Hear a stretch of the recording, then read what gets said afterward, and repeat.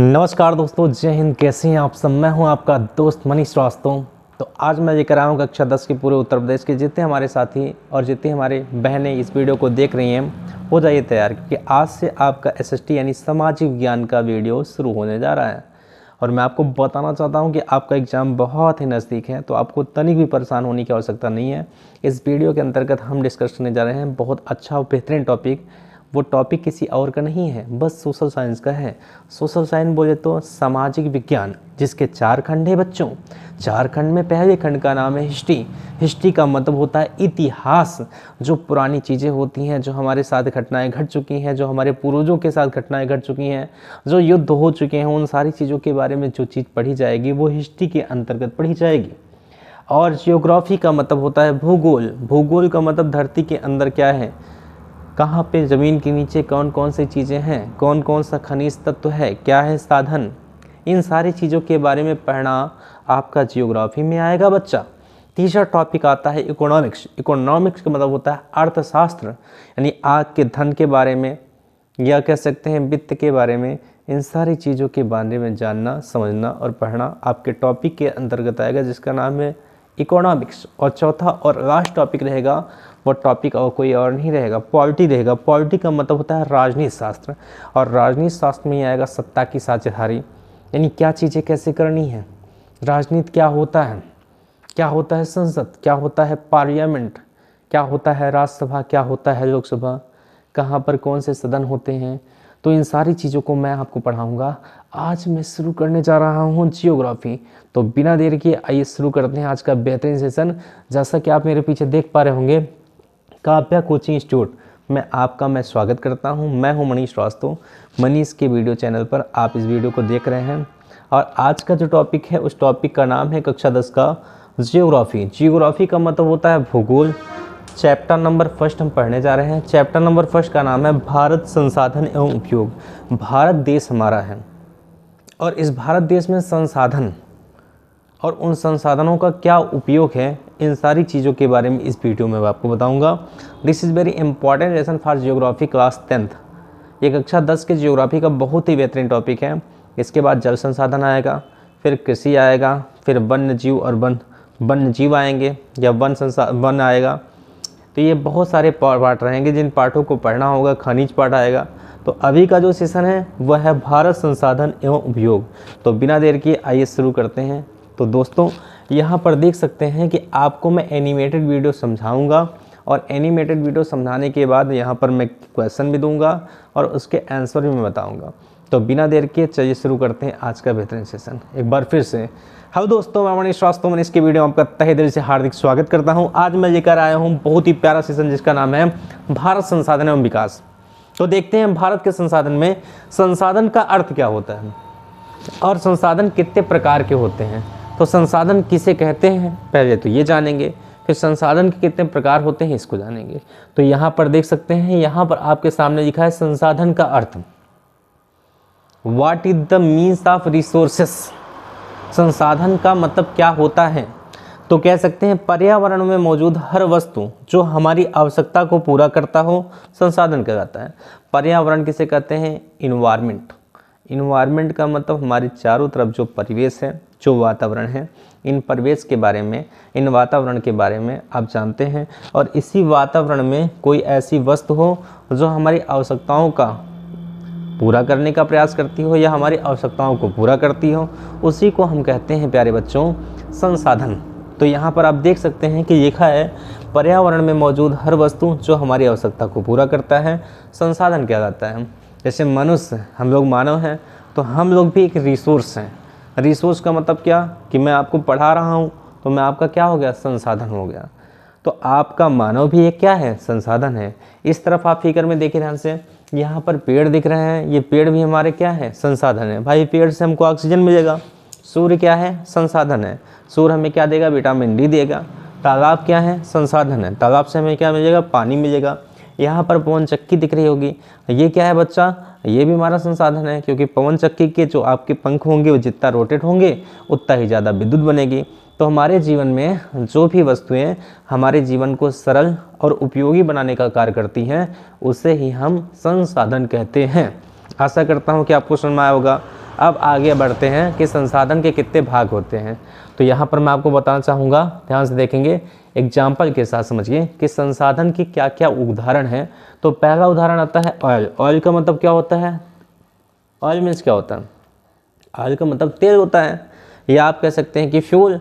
जब आप यहाँ से किसी स्थान पे जाते हैं तो किसी वाहन के माध्यम जाते हैं, उस वाहन में फ्यूल को डलाते हैं और फ्यूल को डलाने के बाद उस वाहन का उपयोग करके आप एक स्थान से दूसरे स्थान पे पहुँचते हैं। जब आप पहुँचते हैं तो आपके पहुँचने का जो माध्यम है क्या है? फ्यूल है। तो फ्यूल भी हमारा क्या है? संसाधन है बच्चा। गैस स्टेशन की बात करते हैं तो ये क्या है? गैस स्टेशन है। गैस स्टेशन क्या होता है मनीष सर? तो ऑक्सीजन भी एक प्रकार की गैस है, मीथेन भी एक प्रकार की गैस है, गोबर में पाई जाती है, वो भी हमारे एलपीजी गैस भी है, लिक्विड पेट्रोलियम गैस, क्या आपने सुना होगा नाम, उससे हमारे घर में खाने बनते हैं।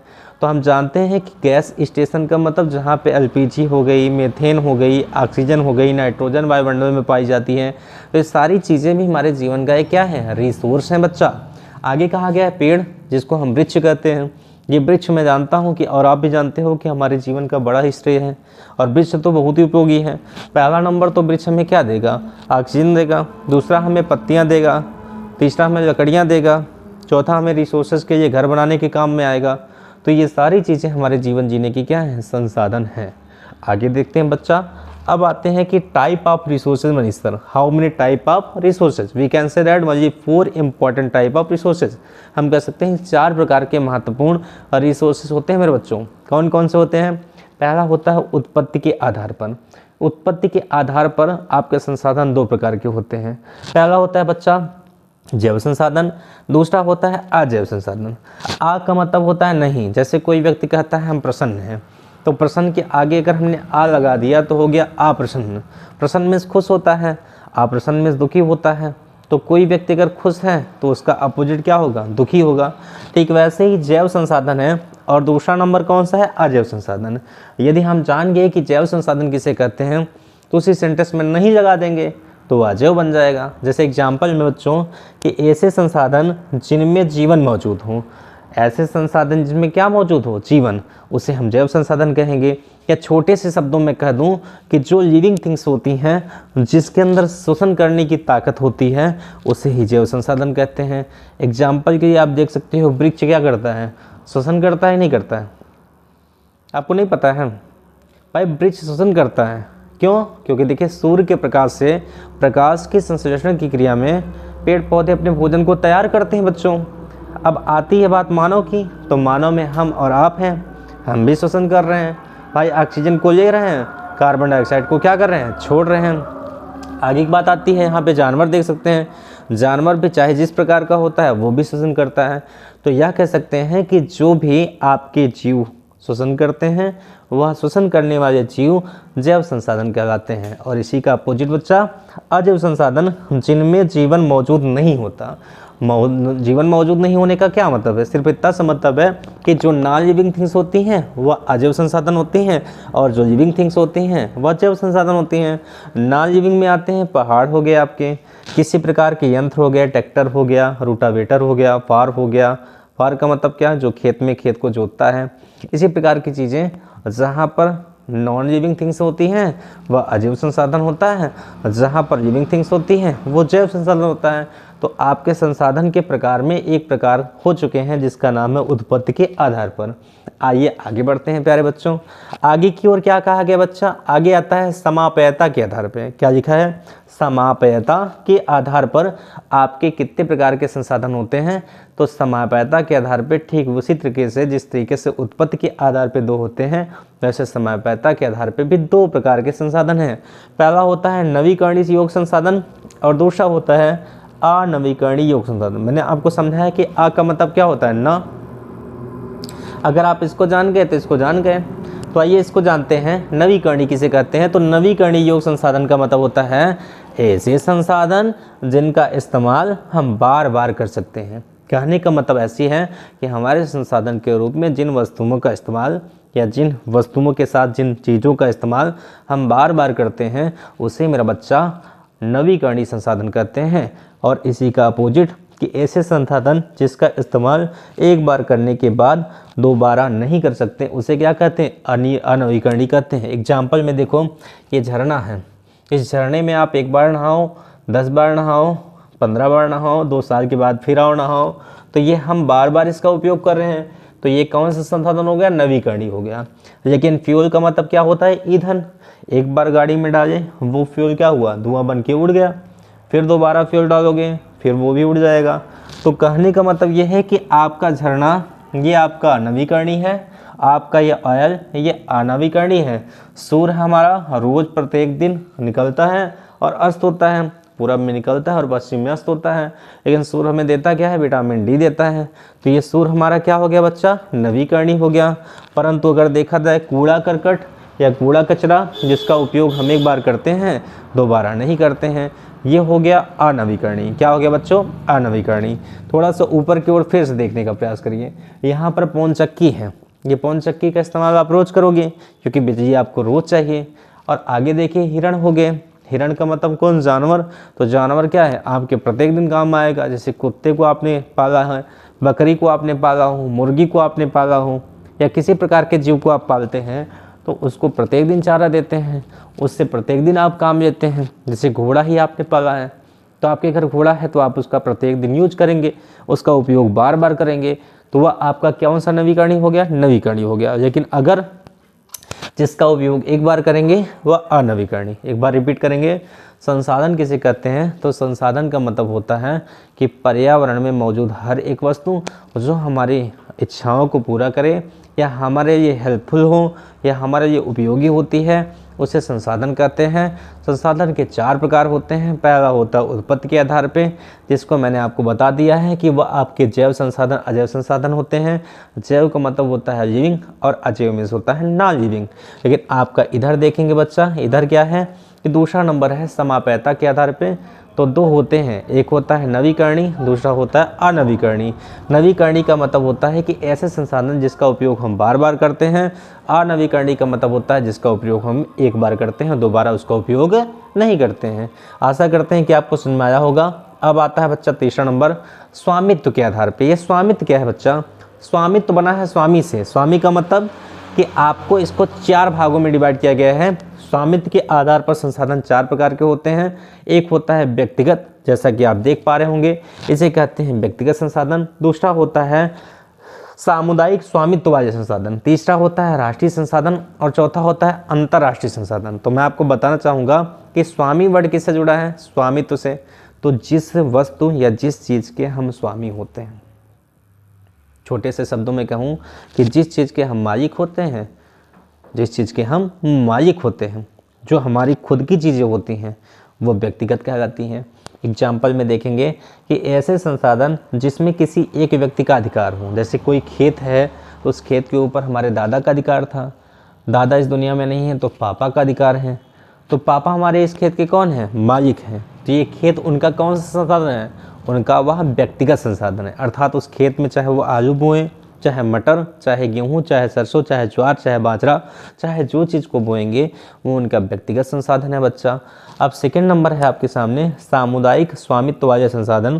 तो इसकी परिभाषा यहाँ पर है कि ऐसे संसाधन जिस पर किसी एक व्यक्ति का अधिकार न हो पर किसी समुदाय के हर व्यक्ति का समुदाय, यानी कि अगर कोई समुदाय है, कोई सोसाइटी है, तो सोसाइटी में रहने वाले हर व्यक्ति का अधिकार किसी वस्तु के ऊपर है या किसी जगह के ऊपर है, तो वह आपका सामुदायिक स्वामित्व वाले संसाधन होंगे।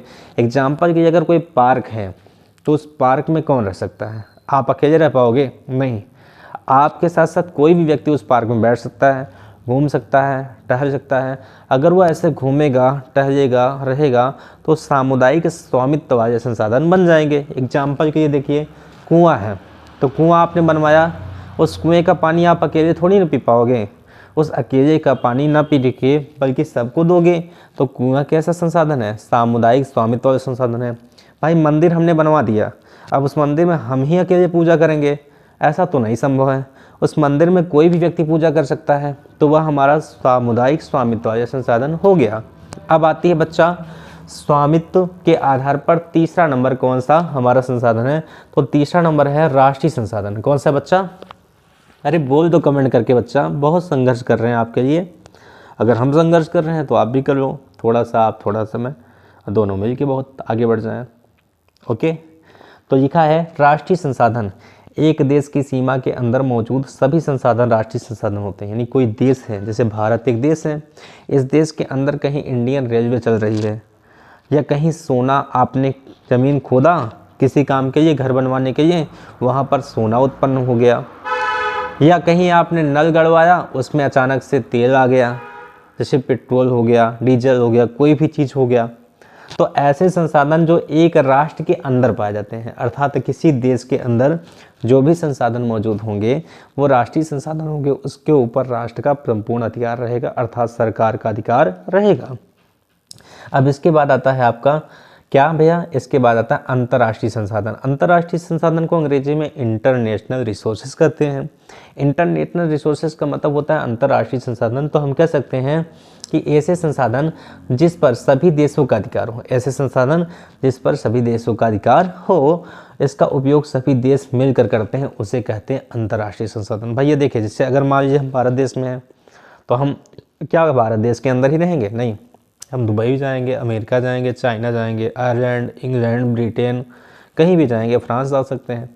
और कहीं का भी लोग हमारे देश में आ सकता है। जैसे आपने सुना होगा फॉरेनर, विदेशी आते हैं, वृंदावन में आते हैं, मथुरा में आते हैं, केदारनाथ में आते हैं, वाराणसी में आते हैं, अयोध्या में आते हैं। तो फॉरेनर क्या हो गए? हमारे मेहमान हो गए। हम उनके देश में गए तो हमारे क्या हो गए? हम उनके क्या हो गए? मेहमान हो गए। तो अगर एक देश से दूसरे देश में जाएंगे आएंगे तो हमारा अंतर्राष्ट्रीय रिसोर्सेज हो जाएगा। अच्छा, हम जाएंगे कैसे बच्चों? समुद्री मार्ग से जा सकते हैं, एयर मार्ग से यानी वायु मार्ग से जा सकते हैं। तो जो आपके एयर मार्ग से जाने का माध्यम है, समुद्र के माध्यम से जाने का माध्यम है, उसी को तो रिसोर्सेज कहेंगे। तो एक देश से दूसरे देश में जाने आने का जो साधन होगा उसे अंतर्राष्ट्रीय संसाधन कहेंगे। एक देश के अंदर जो संसाधन होगा उसे राष्ट्रीय संसाधन कहेंगे। क्या आपको समझ में आया बच्चों? अब आते हैं चौथे नंबर की ओर। एग्जाम्पल भी आप देखते चलिए, छोटा सा एग्जाम्पल। जैसे अगर कोई भी समुद्री यात्रा कर रहा है व्यक्ति, अगर वो 200 समुद्री मील के पार कर गया, 200 समुद्री मील को पार कर गया, जैसे 1 मील बराबर होता है 3 किलोमीटर, और उस समुद्री मील को पार कर गया, तो पार करने के बाद वो दूसरी सीमा में पहुँच गया। तो जब दूसरी सीमा में पहुँचेगा तो 600 किलोमीटर पार करने के बाद दूसरे देश की सीमा अगर आ जाएगी तो उसे ही हम कहेंगे अंतर्राष्ट्रीय संसाधन। एग्जाम्पल की आप देख सकते हो, यहाँ पर बड़ी सी शिप है, ये शिप कहाँ चलेगी? समुद्र में। तो समुद्र में समुद्री दूरी मील के हिसाब से मापी जाती है। यहाँ पर आप देख सकते हो कि रॉकेट है, विमान है, अंतरिक्ष यात्री हैं। तो हमारे देश का रॉकेट उड़ेगा तो हमारे देश में ही उतरेगा, इसको आपको पता है। लेकिन हमारे देश के व्यक्ति दूसरे देश के व्यक्ति के साथ भी आपके अंतरिक्ष में जा सकते हैं, और दूसरे देश का व्यक्ति हमारे देश की अंदर आकर के हमारे देश से कोई विमान जा रहा हो तो अंतरिक्ष में जा सकता है। यानी आने जाने का जो माध्यम है उसी माध्यम को हम कहेंगे संसाधन। पर देश और देश के अंदर रहेगा तो राष्ट्रीय, और दूसरे देश में रहेगा तो अंतर्राष्ट्रीय। आशा करता हूँ कि आपको समझ में आया होगा बच्चों। अब आती है बात ज्योग्राफी की अंतिम पार्ट की। अंतिम पार्ट में क्या मनीष सर सिखाएंगे आपको? अंतिम पार्ट में सिखाऊंगा कि आपके संसाधन का चौथा भाग कौन सा है। चौथा भाग है विकास के स्तर के आधार पे, डेवलपमेंट रिसोर्सेज। कौन सा बच्चा? Development resources. अगर डेवलपमेंट रिसोर्सेज की बात करते हैं तो विकास के आधार पर संसाधन की बात करेंगे तो ये भी 4 प्रकार के होते हैं मेरे बच्चों। पहला होता है संभावी संसाधन। कौन संसाधन? संभावी। संभावी किससे बना है? संभावना से बना है। किससे बना है? संभावना से। अगर हम संभावना करते हैं कि काश कभी ऐसा होता कि हमारे पास ये चीज़ होता, तो हम इसकी संभावना कर रहे हैं ना। तो वैसे ही कि यह ऐसे संसाधन हैं जो किसी क्षेत्र में मौजूद तो हैं पर उसका उपयोग नहीं किया गया। जैसे राजस्थान हो गया, गुजरात हो गया, वहाँ पर इतनी गर्मी है कि वहाँ पर अगर सौर ऊर्जा लग जाए या पवन चक्की लग जाए तो उस पवन चक्की सौर ऊर्जा से विद्युत उत्पन्न होगी, और यदि विद्युत उत्पन्न होगी तो व्यक्ति क्या करेंगे? एसी में रहेंगे, पंखे का उपयोग करेंगे, विद्युत आ जाएगी, सभी चीज़ें उपयोगी भी रहेंगी। तो हम आशा करते हैं, हम संभावना करते हैं कि अगर ऐसा होता, कैसा कि राजस्थान और गुजरात जैसे क्षेत्र में सौर ऊर्जा या पवन ऊर्जा की अपार संभावनाएं हैं, वहाँ पर ये चीज़ें होती, पर वहाँ पर ये चीज़ें नहीं हैं और मात्र हम संभावना मात्र कर रहे हैं, तो यह संभावी संसाधन हो गया मेरा बच्चा। तो जिस संसाधन की संभावना की जाती है वो संभावी संसाधन हो जाता है। अब सेकेंड नंबर आता है इसका विकसित संसाधन, डेवलपमेंट रिसोर्सेज। Development resources. कहा गया है कि वे संसाधन जिनकी खोज की जा चुकी है तथा उपयोग की गुणवत्ता तथा मात्रा निर्धारित की जा चुकी है उसे हम विकसित संसाधन कहते हैं। यानी जिसके बारे में सोचा गया हो वो चीज़ कर दी जाए। जैसे मैंने कहा कि आपको मैं केदारनाथ घुमाऊंगा, तो मैंने संभावना की है आप मेरे आश्रय बैठे हुए हैं, तो वो संभावित संसाधन है। पर मैं अपने खर्चे पर अपने साथ आपको ले जाऊं, बाबा के दर्शन कराऊं और मत्था टिका करके आपको वापस लेके आ जाऊं, तो ये कौन सा संसाधन हो जाए? विकसित संसाधन हो गया। तो वहाँ पर पैसा मैंने खर्च किया, मैं अपने ऊपर आपको लेके गया कि जो खर्चा होगा मैं आपको दूंगा, तो विकसित संसाधन। मैंने आपको सपने मात्र दिखाए तो संभावित संसाधन। आशा करता हूँ कि समझ में आया बच्चों। भंडारण है, भंडारण सी नंबर में आता है पर्यावरण में मौजूद वह पदार्थ जो हमारी आवश्यकताओं को पूरा कर सकती है पर तकनीकी के अभाव के कारण हमारे उपयोग से बाहर है। यानी चीज़ें ऐसी हैं जो बहुत मात्रा में उपयुक्त हैं। जैसे एग्जांपल मान लीजिए कि यहाँ पर मैंने सौर ऊर्जा लगा दिया और एक सौर ऊर्जा वहाँ रखा है, उसको कल मैं सेट करवाऊँगा, तो ये क्या है? विकसित है। लेकिन उसको मैंने भंडारण में रखा हुआ है कि अगर इसमें कोई समस्या आती है तो उसको मैं उपयोग कल कर लूँगा। तो जिन चीज़ों को हम रखे रहते हैं संसाधन के रूप में और आवश्यकता पड़ने पर उसका काम करते हैं उसे भंडारण संसाधन कहते हैं। एग्जाम्पल देखिए फिर से कि पर्यावरण में मौजूद वह पदार्थ जो हमारी आवश्यकताओं को पूरा तो कर सकती है पर तकनीकी के अभाव के कारण हमारे उपयोग से क्या है? बाहर, उसे हम भंडारण संसाधन कहते हैं। थोड़ा सा इस ओर भी देखेंगे कि यहाँ पर एक व्यक्ति खड़ा हुआ है, तो व्यक्ति सोच रहा है कि भंडारण किसे कहेंगे और विकसित संसाधन कहेंगे। तो विकसित का मतलब जो चीज़ें डेवलपमेंट हो चुकी हैं और भंडारण का मतलब जो चीज़ें उचित मात्रा में हमारे पास संचित हैं, रखी गई हैं, उसे भंडारण कहेंगे बच्चा। अब इसका आज का अंतिम वेरिएंट क्या है? वह है आपका संचित कोष। क्या है बच्चा? संचित कोष। तो वह अंतिम जो वेरिएंट है वह है संचित कोष। तो देखते हैं संचित कोष क्या होता है। लिखा है कि वह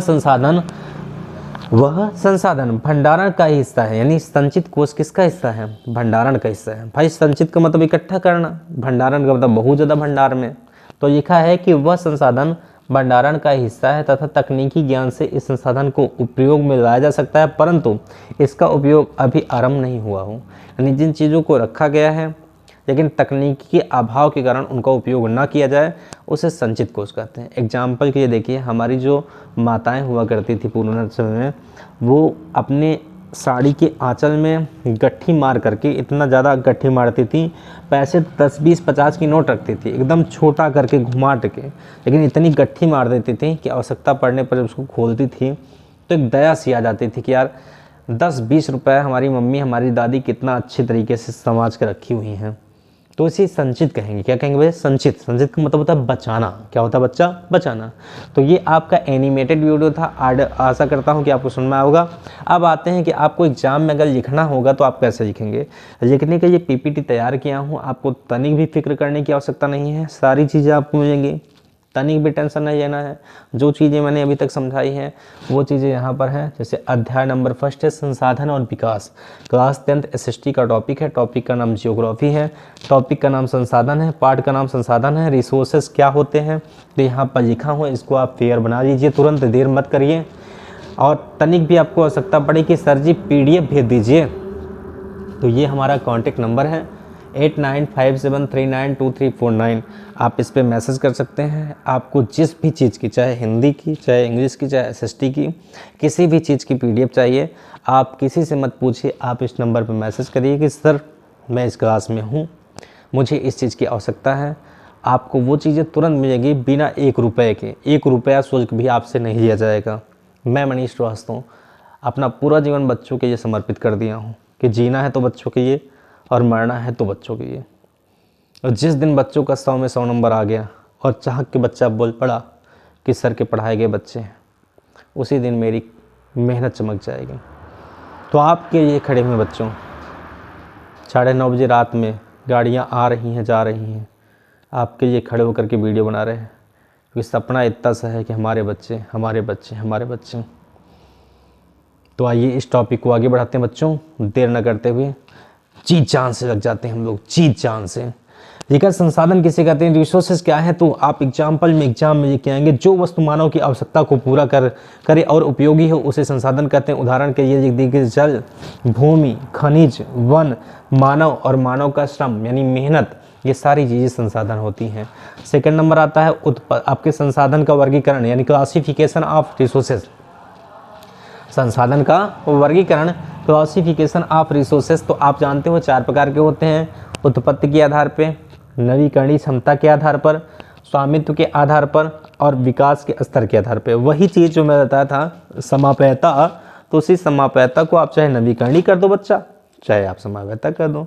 तो 4 प्रकार के जो संसाधन हैं उत्पत्ति के आधार पे ये 2 भागों में बांटे गए हैं। एक है जैव संसाधन, दूसरा होता है अजैव संसाधन।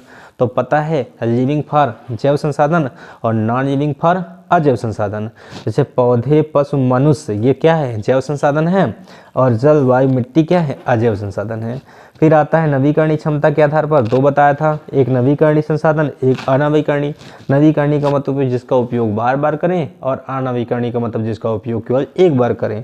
तो जिसका उपयोग बार बार करेंगे वह क्या होगा, जल होगा, सूर्य होगा, ऊर्जा होगा, पवन होगा, और जिसका उपयोग एक बार करेंगे वो कोयला होगा, गैस होगा, पेट्रोलियम होगा। अब आता है तीसरा नंबर, समझाया हूँ स्वामित्व के आधार पर 4 होते हैं। व्यक्तिगत संसाधन, सामुदायिक संसाधन, राष्ट्रीय संसाधन, अंतर्राष्ट्रीय संसाधन। जिस व्यक्ति के का किसी भी वस्तु के ऊपर उसका खुद का अधिकार होता है व्यक्तिगत संसाधन।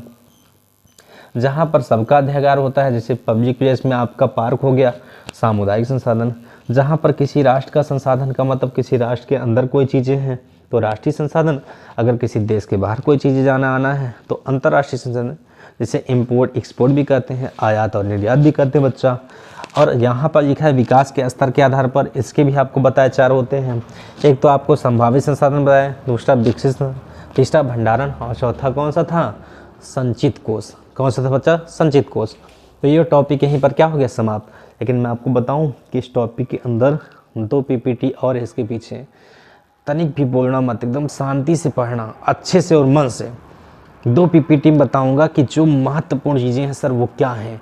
तो ये रही महत्वपूर्ण चीज़ें जिसको हमें पढ़ना पड़ेगा बच्चा, वह संसाधन संरक्षण, रिसोर्सेस कन्वर्सेशन।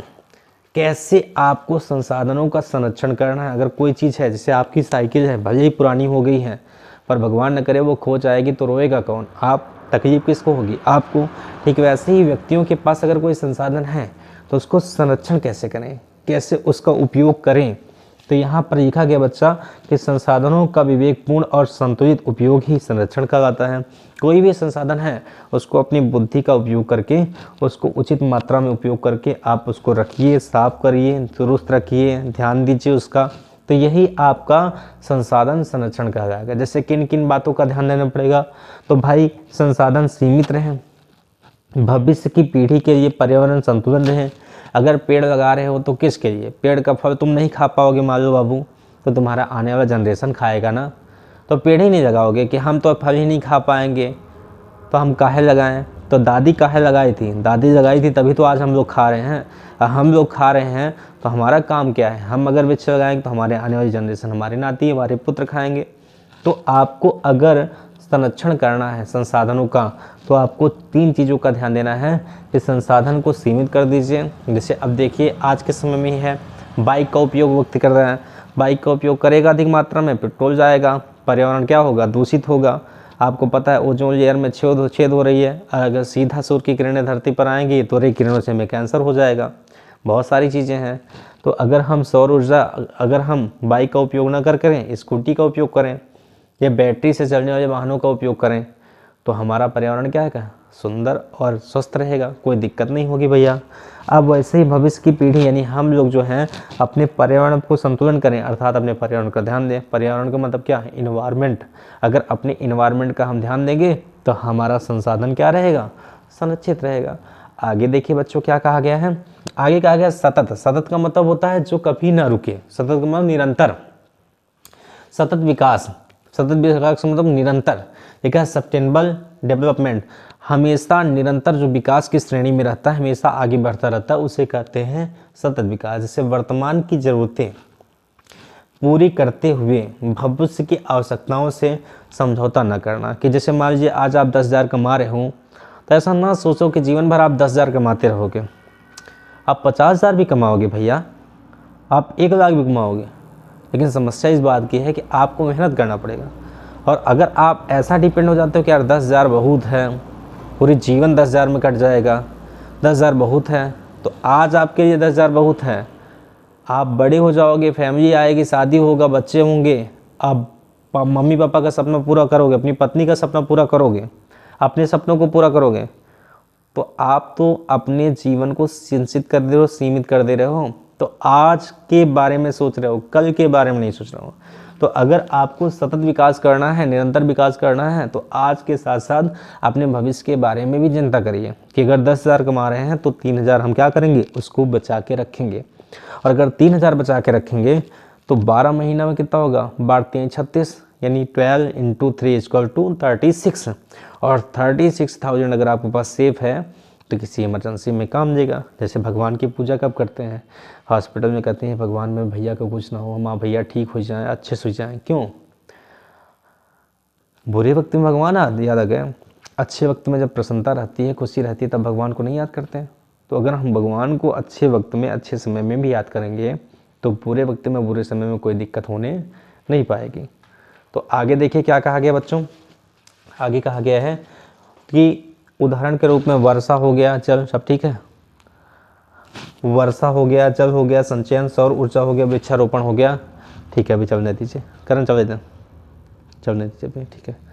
तो ये सारी चीज़ें क्या हो गई हमारी, ये सारी चीज़ें हमारी क्या हो गई, ये सारी चीज़ें सतत विकास हो गई, सतत विकास हो गई। आगे देखते हैं बच्चों, आगे क्या क्या है, आगे की ओर देखते हैं। भूमि संसाधन, भूमि संसाधन, land resources, land resources. Land resources में क्या मतलब है, धरती हमारे पास है, धरती हमारे पास का मतलब हम धरती के ऊपर हैं। तो अगर अपने धरती को हम उपयोग करना चाहते हैं, धरती का ध्यान देना चाहते हैं, तो पहले धरती पर कृषि करें। कृषि का मतलब एग्रीकल्चर का ध्यान दें। फिर हम वन लगाएं, वन का मतलब वृक्षों को लगाएं, चारागाह का उपयोग करें, बंजर जो भूमि है उसको अच्छा बनाने का प्रयास करें, उपजाऊ बनाने का प्रयास करें। बसावट कोई भूमि है तो उसको बसावट भूमि का ध्यान दें। अगर अपनी धरती का ठीक तरह से उपयोग करेंगे तो भूमि संसाधन होगा। एग्जाम्पल के लिए देखिए, गांव में अगर हमारे यहाँ कोई भूमि अगर बहुत गंदी है, या कह सकते हैं बहुत कूड़ा कबाड़ा है या बहुत कचरा है, तो अगर पास पड़ोस का कोई व्यक्ति है, आप वहाँ पर जा करके उसको ध्यान दो, जहाँ पे ऐसे स्थान हैं साफ करके वहाँ पर अगर गोबर पातना शुरू कर देती हैं गांव की औरतें, तो उनके बगल की जो औरतें होती हैं ना, उनसे देखा नहीं जाता, वो भी गोबर पातना शुरू कर देती हैं।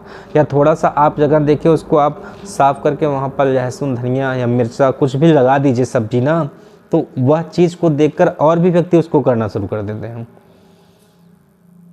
आपने कभी कैच किया होगा? तो ठीक वैसे अगर आपको भूमि का संसाधन करना है तो आपको ध्यान देना है कि इन सारी चीज़ों को आपको करना पड़ेगा बच्चों। अब इसके बाद का प्रोसेस क्या है? इसके बाद का प्रोसेस है कि भूमि क्षरण क्या है?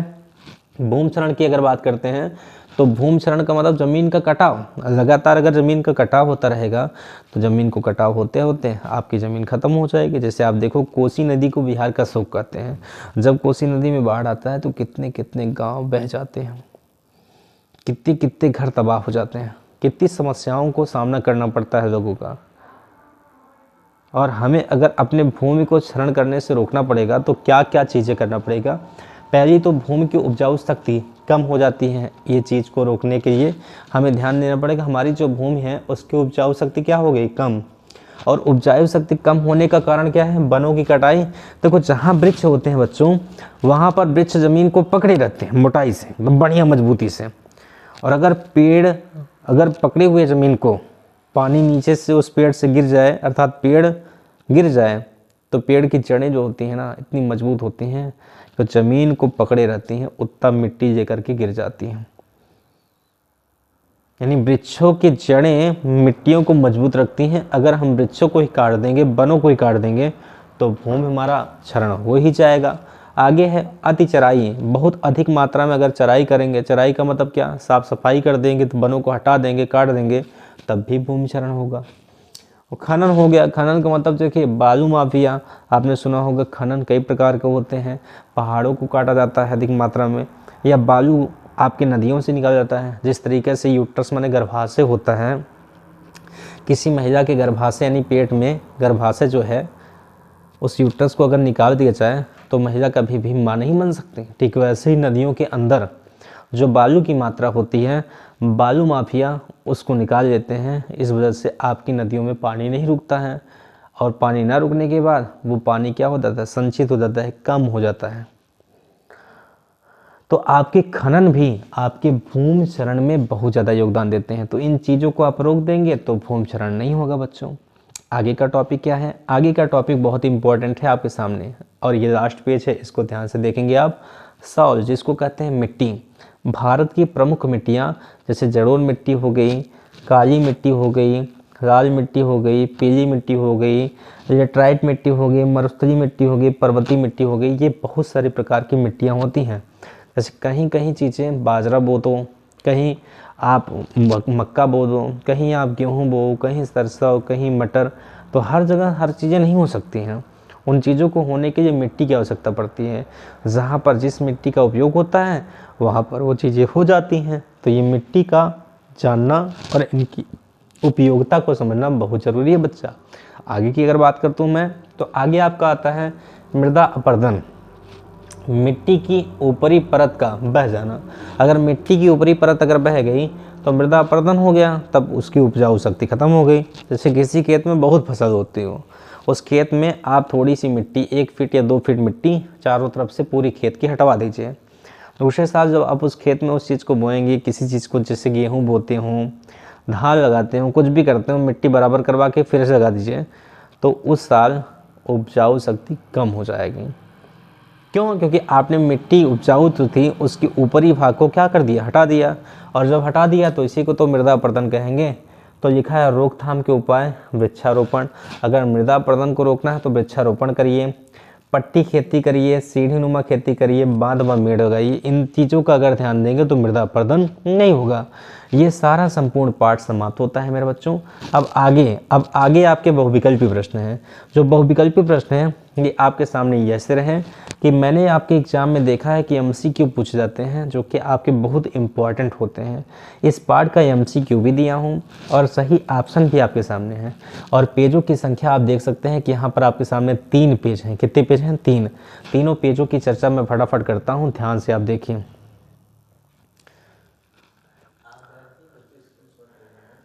तो देख सकते हैं आप यहाँ पर कि आपके सामने जो पहला पेज है, उस पहले पेज में क्वेश्चन है कि वह वस्तु जो मानव की आवश्यकता को पूरा करे और तकनीकी द्वारा उपयोग में ला सकती है उसे कहते हैं क्या?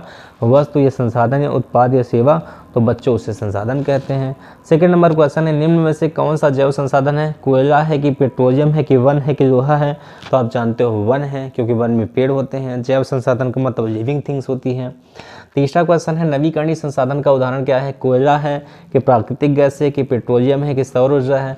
तो आपको पता है नवीकरणीय का मतलब जिसका बार बार उपयोग करेंगे। सौर ऊर्जा का उपयोग हम बार बार कर सकते हैं, लेकिन कोयला, प्राकृतिक गैस या पेट्रोलियम का उपयोग हम केवल एक बार करेंगे। निम्न में से कौन सा अनवीकरणीय संसाधन है? पवन ऊर्जा है कि जल है कि कोयला है कि सूर्य ऊर्जा है? तो भैया कोयला है, क्योंकि कोयला का उपयोग एक बार करेंगे, बार बार नहीं कर सकते हैं। इस चीज़ का ध्यान देंगे। आगे आता है वे संसाधन जिनका उपयोग वर्तमान में किया जा रहा है कहलाते हैं। वर्तमान में जिसका उपयोग किया जा रहा है उसे संभावित कहेंगे या विकसित कहेंगे, भंडारित कहेंगे, आरक्षित कहेंगे? तो भैया विकसित कहेंगे, क्योंकि विकसित का मतलब डेवलपमेंट रिसोर्सेज, जिसके बारे में सोचा जाए और वो चीज़ें हो ना पाए। संभावना करेंगे संभावित हो जाएगा, लेकिन जिसके बारे में सोचा जाए वो चीज़ें हो भी जाएं तो उसे विकसित ही कहेंगे, तो हो जाएगा विकसित संसाधन। अब सेकंड पेज क्या है आपके सामने? संसाधन नियोजन की आवश्यकता क्यों है? तो संसाधन नियोजन की आवश्यकता क्यों है? कारण क्या है? संसाधनों की अधिकता के कारण, संसाधनों का असमान वितरण या तकनीकी की कमी, जनसंख्या की कमी? तो बताएंगे आप संसाधनों का असमान वितरण। अगर भाई बहुत ज़्यादा संसाधन हो जाएंगे तो उसको बहुत ज़्यादा मात्रा में आप किसी को वितरित करेंगे, कम संसाधन रहेगा तो कम वितरित होगा। तो यहाँ पर कहा गया संसाधन नियोजन की आवश्यकता क्यों है? नियोजन का मतलब कम करना, तो इसको असमान वितरित करेंगे तो नियोजन हो जाएगा। संसाधन नियोजन का पहला चरण क्या है? संसाधन की पहचान, तकनीकी का विकास, योजना बनाना, संसाधनों का संचरण। तो संसाधनों का पहचान, भाई देखो जहाँ पर जिस चीज़ की उपयोगिता है अगर उसको जानोगे नहीं तो उपयोग कैसे करोगे? जैसे मान लीजिए बच्चे के हाथ में आप बम दे दीजिए और माचिस दे दीजिए, बच्चा ऐसे करेगा, छुआ देगा, बम फम बम फम, बच्चा दक जाएगा। ऐसा होगा नहीं, मैं आपको हंसाने के लिए बता रहा हूँ, ठीक है? तो अगर ऐसा होता है तो आप संसाधन नियोजन का पहला चरण क्या है, संसाधन की पहचान करेंगे। जहाँ पर जिस चीज़ का संसाधन यूज होगा वहाँ पर उस चीज़ को देंगे आप। सतत विकास का मुख्य उद्देश्य क्या है, सतत विकास का मुख्य उद्देश्य क्या है, अधिक उत्पादन या केवल वर्तमान की आवश्यकता। नहीं भैया, वर्तमान के साथ साथ भविष्य के बारे में सोचना सतत विकास का है, कंटिन्यूइंग डेवलपमेंट। तो कह देंगे भविष्य की पीढ़ी की आवश्यकता सुरक्षित करना या संसाधन का अत्यधिक उपयोग करना। तो ऑप्शन नंबर सी लॉक कर दिया जाए, भविष्य की पीढ़ी की आवश्यकता सुरक्षित करना, ये आपका सही हो गया। अब आता है भारत की भूमि क्षरण का मुख्य कारण नहीं है वनों की कटाई, खनन, अत्यधिक चराई या वर्षा। भाई वर्षा से खनन का कोई लेना देना नहीं है।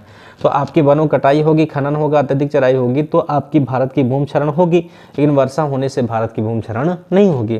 तो आपका डी नंबर ऑप्शन सही है। निम्न में से कौन सी भूमि संरक्षण का उपाय है, अत्यधिक सिंचाई, वनों की कटाई, टेरेस खेती या खनन। तो टेरेस खेती जो है वो आपके भूमि क्षरण की क्या है, उपाय है बच्चों। लिखा है गैर कृषि भूमि में क्या शामिल है, गैर कृषि तो खेत शामिल है, वन शामिल है, सड़क और भवन शामिल है, चारागाह। भाई देखो चारागाह भी भूमि में होगा, खेत की बात है, ये खेतों में सब कुछ होगा।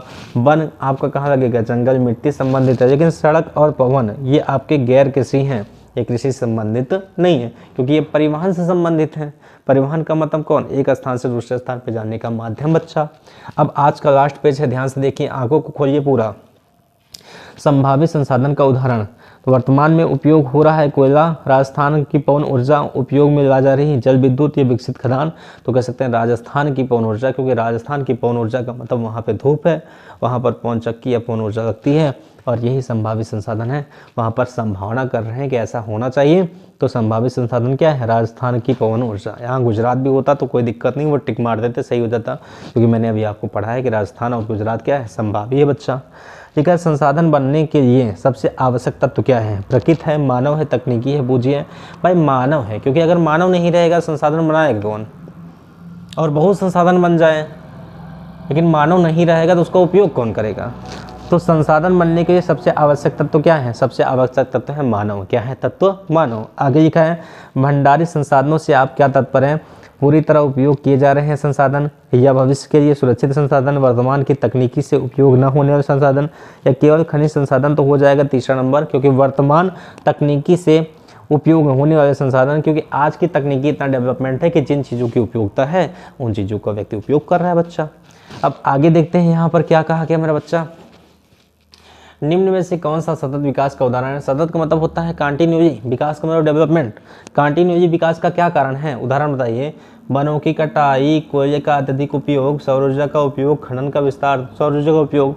अगर निरंतर विकास करना है तो हर जगह सौर ऊर्जा लगा दीजिए। सौर ऊर्जा का मतलब क्या, सूर्य की किरणें, सौर ऊर्जा से बैटरी चार्ज, विद्युत का उत्पादन, अपनी चीज़ों का उपयोग। तो आपकी निरंतर विकास का सबसे बड़ा कारण क्या है, उदाहरण सौर ऊर्जा का प्रयोग। और आगे देखते हैं बच्चा, भूमि उपयोग पैटर्न किस पर निर्भर करता है, केवल जनसंख्या पर, केवल वर्षा पर, प्राकृतिक और मानवीय कारकों पर, या केवल सरकार पर।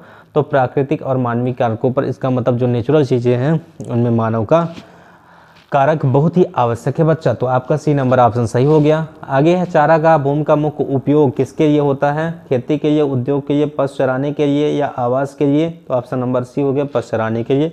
तो खेती में जो चारागाह वर्ड आता है ये आपके पशुओं को चराने गया था।